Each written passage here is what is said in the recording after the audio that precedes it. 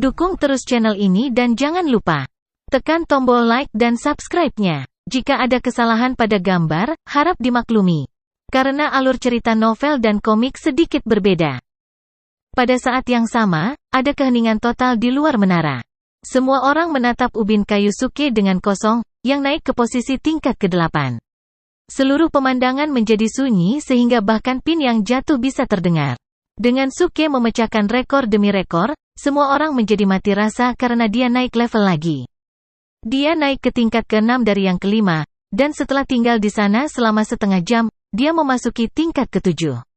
Pada akhirnya, setelah setengah jam lagi, dia naik ke tingkat ke-8. Keheranan orang-orang mulai berubah menjadi ketakutan. Itu, anak itu, monster macam apa dia? Lantai 8, ya Tuhan. Aku pasti sedang bermimpi. Jika tidak, bagaimana mungkin seorang pemuda tahap inti emas mencapai menara jiwa tingkat 8? Seorang jenius peringkat dunia telah muncul dari negara api kita. Dengan kekuatan jiwa seperti itu, namanya akan menyebar ke seluruh dunia dalam waktu singkat. Semua orang mulai berseru kagum. Hanya beberapa murid lembah dupa langit, bersama dengan penatua ke-7, yang ngeri. Mereka semua memiliki wajah pucat, termasuk penatua ke-7. Mereka membuka mulut lebar-lebar karena tidak percaya. Bagaimana ini bisa terjadi? Pintu masuk ke tingkat ke-8 telah disegel dengan jelas. Bagaimana dia bisa masuk? Penatua ke-7 memandang beberapa murid lembah dupa langit. Beberapa dari mereka tercengang dan dengan pahit menjawab, "Penatua, kami yakin bahwa kami telah memasang penghalang pembatas tanpa kesalahan." Lalu bagaimana ini bisa terjadi? Jika dia mengganggu permaisuri saat menyelesaikan level, kita akan berada dalam masalah besar. Penatua ke-7 sama paniknya dengan semut di atas kompor panas. Dia mundur beberapa langkah dan mulai berkeringat. Permaisuri bangsa air adalah murid mereka yang paling luar biasa hingga saat ini. Selain itu, dengan posisinya saat ini, dia adalah sosok yang sangat penting bagi Sky Incense Valley. Jika sesuatu mengganggu kultivasinya, itu akan menjadi kerugian besar bagi mereka. Adapun Suke, dia adalah individu paling berbakat sejak zaman kuno, yang mampu mencapai tingkat ke-8 menara jiwa di yayasan penuh panggung inti emas. Mereka tidak mampu kehilangan pohon muda yang begitu bagus. Terbakar oleh kecemasan, penatua ke-7 terjebak dalam dilema. Juga, dia tidak punya cara untuk melihat apa yang terjadi di lantai 8 dari jendela menara. Catatan pribadinya adalah lantai 7. Karena itu, bahkan jika dia ingin secara pribadi masuk dan memeriksa situasinya, dia tidak akan bisa. Mungkin, ada yang salah dengan Tower of Souls? Ya, memang harus begitu. Mungkin, ketika saya mengubah aturan menara, itu mempengaruhi posisi ubin kayu. Mungkin pemuda itu masih saat ini. Di lantai 6, penatua ke-7 mulai menghibur dirinya sendiri. Namun, dia tidak bisa percaya diri dengan kata-katanya. Pada akhirnya, setelah ragu-ragu sebentar, dia memutuskan untuk melaporkan situasinya kepada otoritas yang lebih tinggi. Beberapa dari kalian tinggal di sini. Aku perlu cuti sebentar. Setelah memberi perintah kepada beberapa murid Sky Incense Valley, dia melayang ke atas dan menghilang di udara. Pada saat yang sama, di dalam tingkat ke-8 menara jiwa. Meskipun dia memiliki 1 meter persegi untuk bergerak, masih ada lapisan kabut awan yang memisahkannya dari permaisuri dan dia tidak dapat maju lebih jauh. Jika tidak, pria ini pasti sudah dengan penuh semangat bergegas dan memberinya pemeriksaan tubuh secara menyeluruh. Dengan perpisahan, Suke secara alami terus bertindak keras. Dia mengeluarkan banyak item dari inventaris sistem. Hal-hal seperti arang, panggangan barbek, minyak kacang, kecap, sayap ayam, dia mengeluarkan semuanya dan membuat keributan besar. Nyonya, cepat lihatlah. Benar-benar ada cahaya bintang di miskantus bintang. Lihat, berkedip, berkelap-kelip, bintang kecil, bagaimana aku ingin tahu apa kamu. Suke melambaikan seikat miskantus bintang di tangannya dan mulai untuk menyanyikan lagu anak-anak. Namun, permaisuri masih tidak bergeming. Bodoh, ini menyebabkan Suke menjadi malu dan dia memarahi dirinya sendiri di kepalanya. Untuk seni akting tangguh, jika dilakukan dengan salah, seseorang akan dengan mudah terlihat seperti orang bodoh. Dia tidak tahu bahwa permaisuri dapat mengenali bau miskantus bintang dan dia juga tahu bahwa dia sedang membakarnya tetapi dia tidak peduli.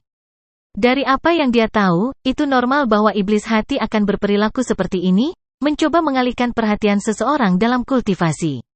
Mereka akan membakar barang-barang berharga untuk menyebabkan kekacauan dalam pikiran seseorang dan menemukan kelemahan untuk mematahkan semangat mereka.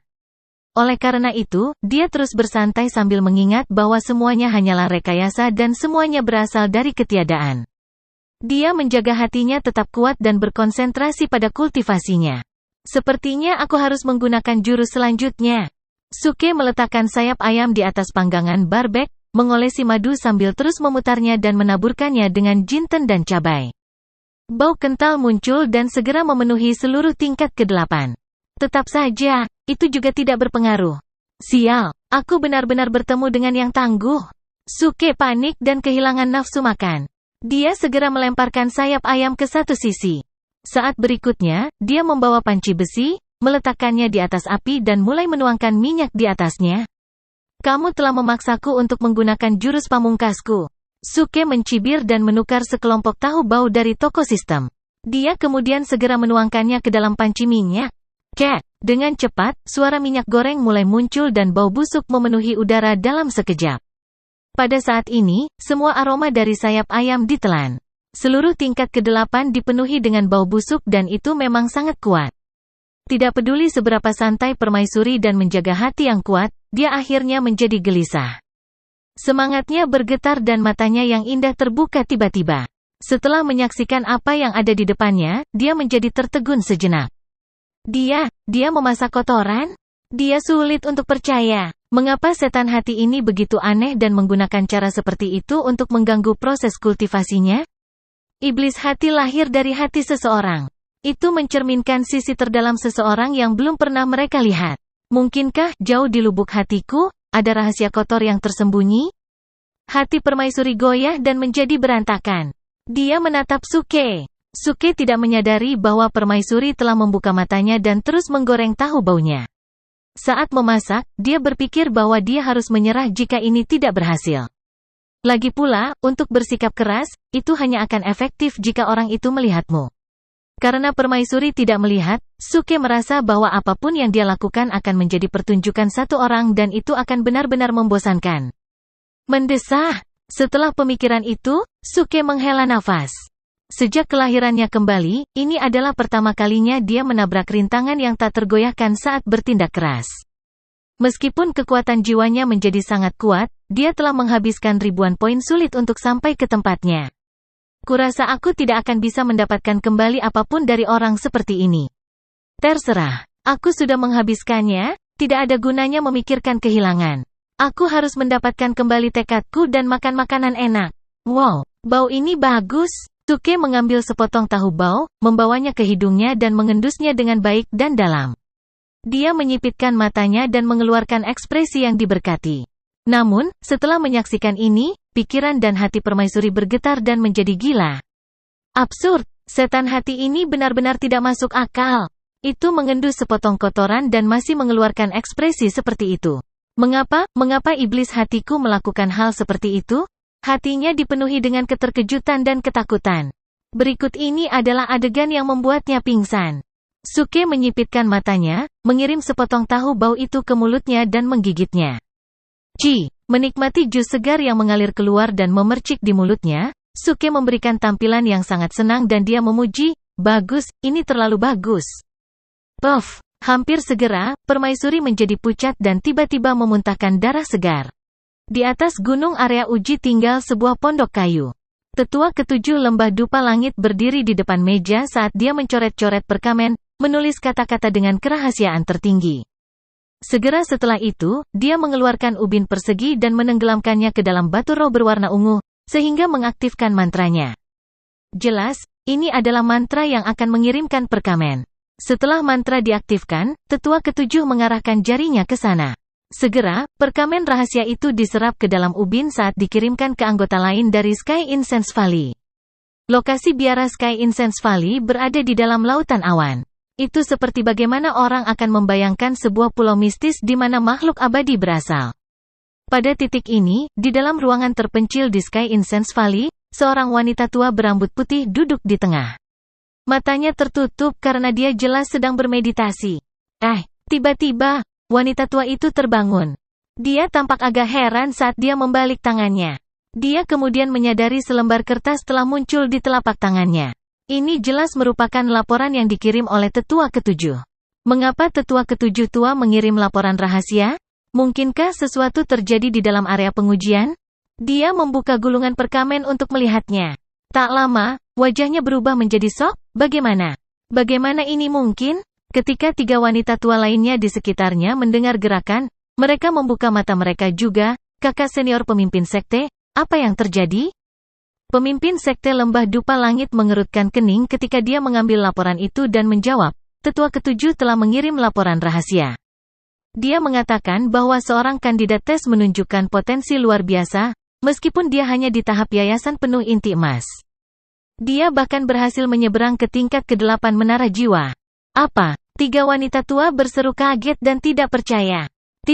Segera setelah itu, wajah mereka menunjukkan ekspresi kegembiraan. Kakak senior pemimpin sekte, itu hal yang baik. Jika dia bergabung dengan Lembah Dupa Langit kami, itu akan membawa kehormatan dan kesuksesan besar sekte.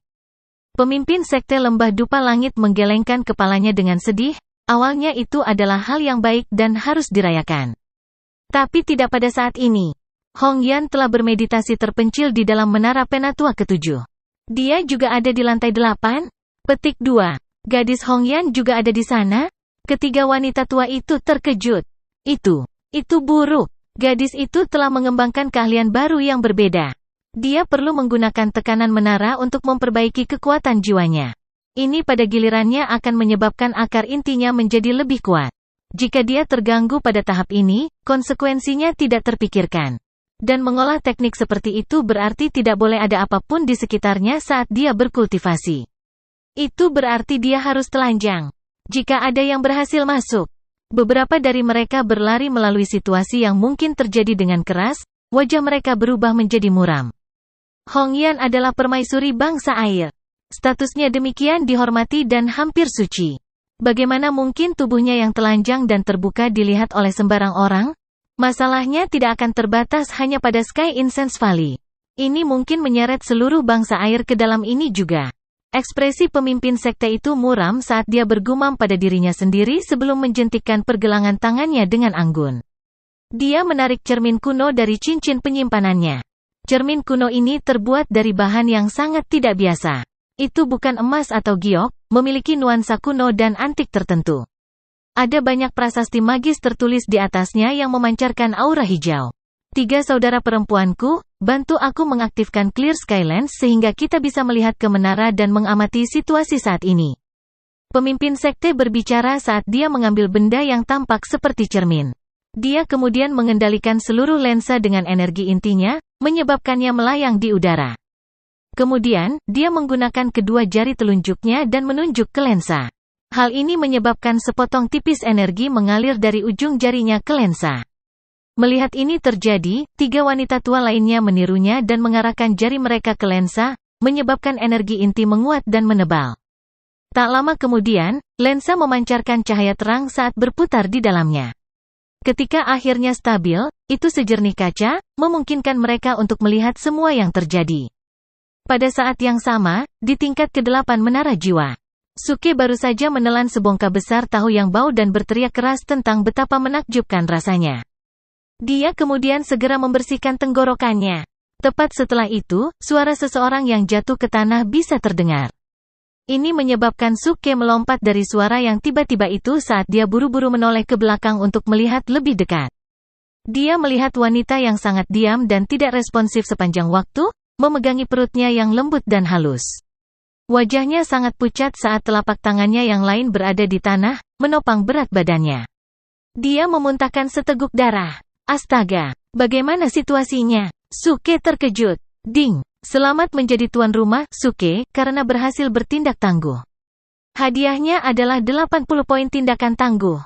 Ding, selamat menjadi tuan rumah, Suke, karena bertindak tangguh dengan luar biasa. Anda membuat pembudidaya tahap transformasi bayi muntah darah. Contoh keempat dari tingkat akting tangguh yang serupa ini akan membuat Anda mencapai akting tangguh ajaib. Hadiahnya adalah 100 bertindak poin yang sulit. Ding, tempering kekuatan jiwa selesai. Selamat menjadi tuan rumah, Suke, karena berhasil mendapatkan peningkatan kekuatan jiwa 100%. Hadiahnya adalah gerakan 3 meter persegi. Ledakan. Hampir seketika, pikiran Suke tampaknya telah berkembang sekali lagi ketika kekuatan jiwa dan kapasitas mentalnya meledak keluar, meningkatkan lipatan lainnya. Tekanan kabut yang menghancurkan telah surut menjauh darinya sejauh 3 meter persegi, memungkinkannya untuk bergerak lebih jauh. Pada titik ini, kabut yang menghancurkan antara Suke dan Permaisuri tidak ada lagi. Permaisuri masih memiliki telapak tangan di tanah, jelas kesakitan. Dia menatap Suke dan rasa es memenuhi hatinya. Aku gagal membayangkan bahwa aku akan keluar dengan tangan kosong setelah kalah dari iblis hatiku yang jahat ini. Hanya saja, bagaimana manifestasi iblis hati menjadi begitu kuat? Menurut teori, dia seharusnya cukup lembut. Dan itu semua hanya imajinasi. Tidak mungkin dia benar-benar ada. Namun, sepertinya dia bisa mengendalikan kabut di ruangan ini dan membuatnya menghilang. Untuk melakukan itu, seseorang harus memiliki kekuatan jiwa dan ketabahan mental yang luar biasa. Bahkan aku tidak akan bisa melakukan hal seperti itu. Berpikir seperti ini, Permaisuri merasa dingin di hatinya sekali lagi. Dia kemudian menatap Suke dengan ekspresi curiga. Wajah Suke penuh kejutan saat dia berdiri di samping dan melanjutkan makan tahu baunya. Dia kemudian berteriak, "Nona kecil, ada apa denganmu? Aku hanya makan tahu yang bau, untuk apa kamu meludahkan darah?" Petik 2. Permaisuri tidak menjawab. Dia menatap lurus ke arah Suke saat pusaran emosi mengalir di hatinya. Mungkinkah aku salah? Orang ini bukan iblis hatiku? Bukankah itu berarti? Berpikir sampai titik ini, hatinya bergetar saat dia bereaksi. Dia buru-buru mengulurkan kedua tangannya untuk menutupi tubuhnya. Namun, pada saat berikutnya, dia menyadari bahwa dia tidak bisa menggerakkan otot. Dia bahkan tidak bisa membuka mulutnya untuk berbicara. Ini buruk. Setelah saya terganggu, konsentrasi saya pecah dan jiwa saya hancur. Kekuatan saya semua terikat pada tingkat ke-8 ini dan sekarang hilang. Jika orang ini memiliki niat jahat. Ekspresinya jatuh saat dia melihat Suke dengan hati-hati. Namun, tepat pada saat ini, Suke juga bingung. Dia dengan demikian berbalik ke arah sistem untuk meminta nasihat. Sistem, ada apa dengan wanita ini? Apakah dia terluka karena aktingku yang keras? Setelah verifikasi, dapat disimpulkan bahwa tindakan tuan rumah memiliki konsekuensi langsung pada proses kultivasinya dan menyebabkan dia terluka parah. Ini dikonfirmasi oleh keberhasilan Anda sebelumnya dalam bertindak keras dan diberi imbalan yang sepatutnya. Sialan. Itu benar-benar disebabkan olehku. Suke memaksakan tawa pahit dan menatap Permaisuri dengan meminta maaf.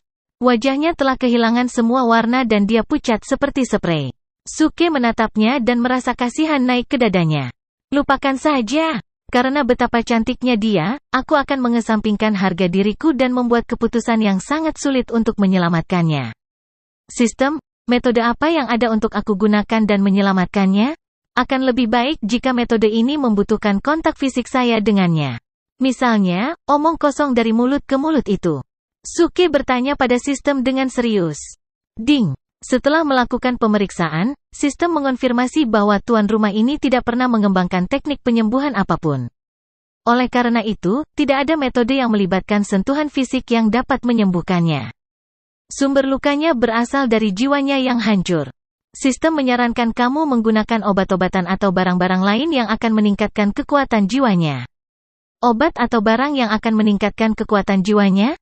Bagaimana dengan tahu yang bau? Apakah itu akan berhasil? Ding, itu akan berhasil. Ini akan menjadi menyenangkan. Mata Suke berbinar saat dia mengambil sepotong tahu bau dari wajan dan berjalan menuju Permaisuri. Melihat hal seperti itu terjadi, pupil matanya melebar ketakutan dan kaget. Apa yang akan dia lakukan? Nona, ayo, jangan menangis. Begitu kamu makan makanan lezat yang dimasak di rumah ini, kekuatanmu akan segera kembali. Suke tersenyum saat dia berbicara. Tidak, aku tidak menginginkannya. Ketakutan tertulis di seluruh wajah Permaisuri saat dia mulai pucat. Sepertinya dia akan menangis karena begitu tak berdaya dan takut. Setelah mengambil tahta selama bertahun-tahun, semuanya ada di tangan dan panggilannya.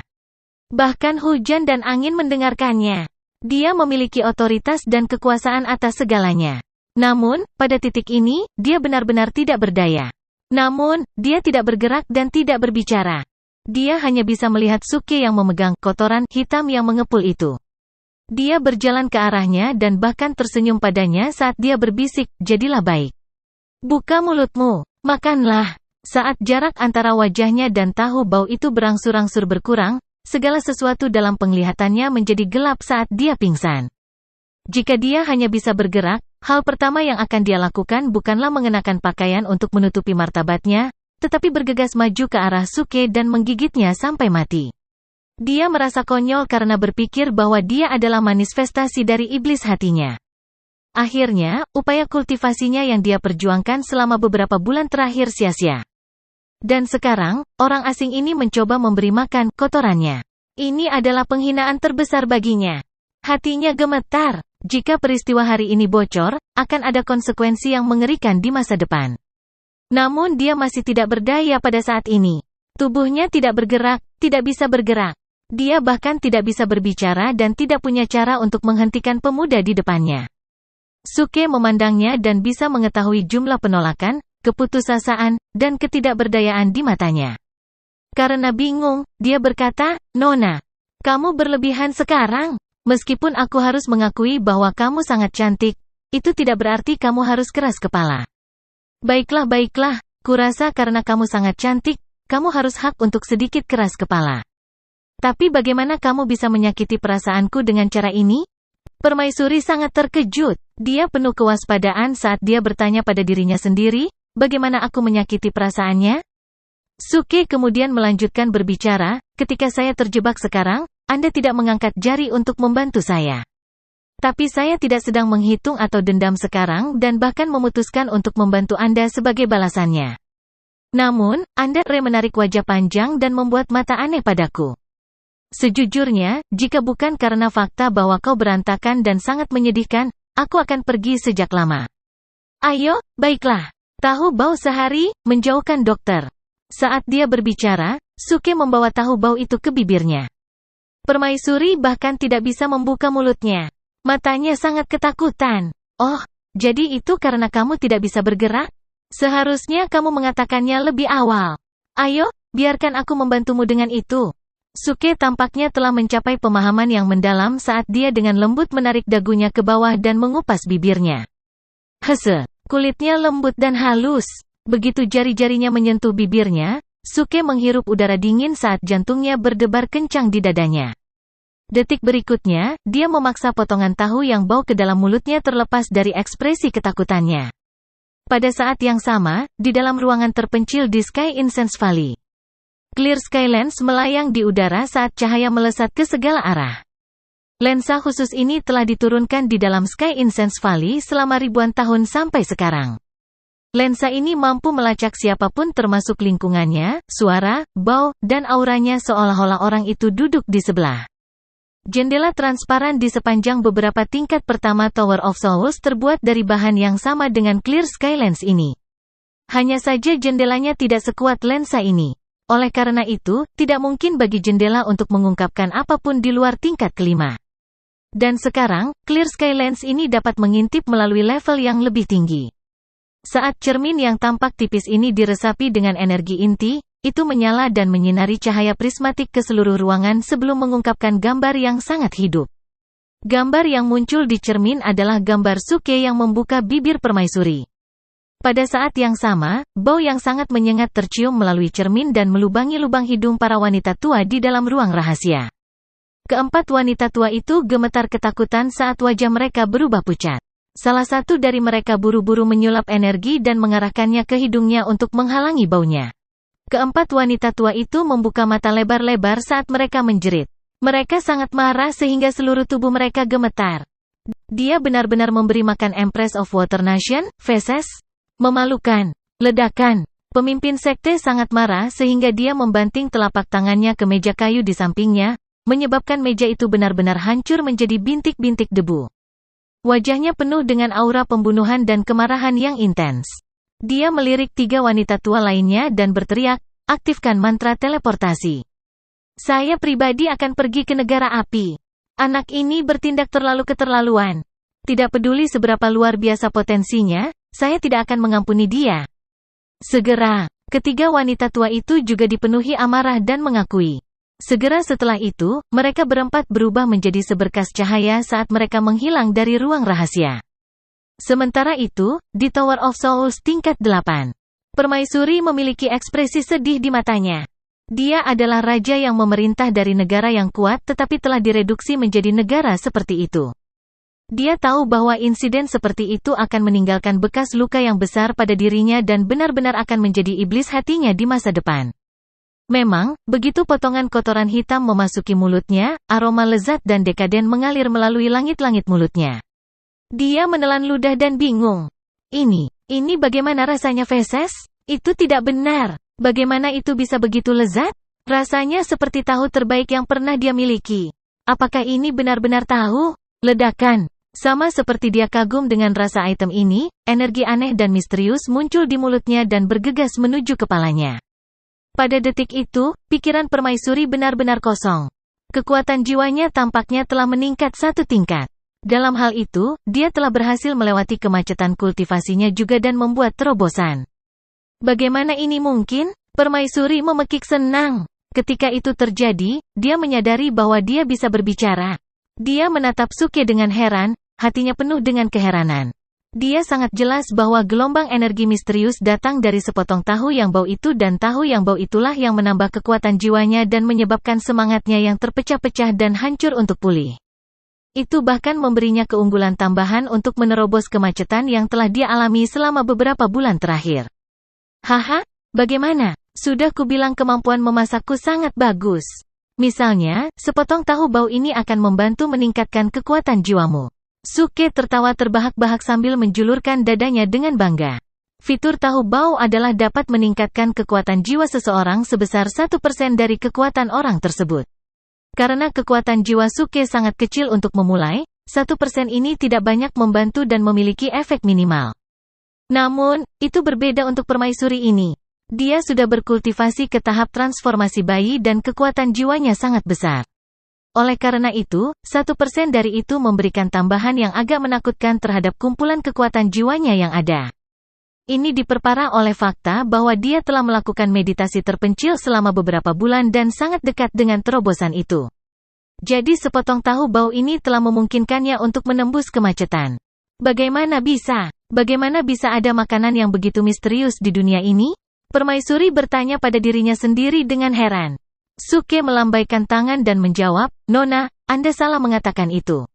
Ada seluruh dunia di dalam bunga dan pencerahan di dalam daun. Ini adalah dunia yang sangat luas dan pasti akan dipenuhi dengan misteri dan keajaiban aneh." Seluruh dunia di dalam bunga, pencerahan di dalam daun? Permaisuri bergumam pada dirinya sendiri beberapa kali sementara tubuhnya gemetar. Dia menatap Suke dengan sangat tidak percaya, jantungnya berpacu cepat. Sangat sulit baginya untuk mendamaikan fakta bahwa remaja Golden Core Stage yang masih muda ini dapat mengucapkan kata-kata bijak yang begitu dalam. Dan pemuda ini tidak terlihat sangat biasa. Dia memiliki semacam udara halus dan elegan di sekelilingnya. Faktanya, dia tampaknya tidak terhalang oleh tekanan tingkat ke-8 dan bahkan bisa memasak makanan lezat seperti itu di sini. Sulit untuk membayangkan bahwa manusia yang sempurna dan lengkap seperti itu ada di dunia ini. Dia kemudian melihat Suke sekali lagi, karena hatinya dipenuhi dengan kekaguman.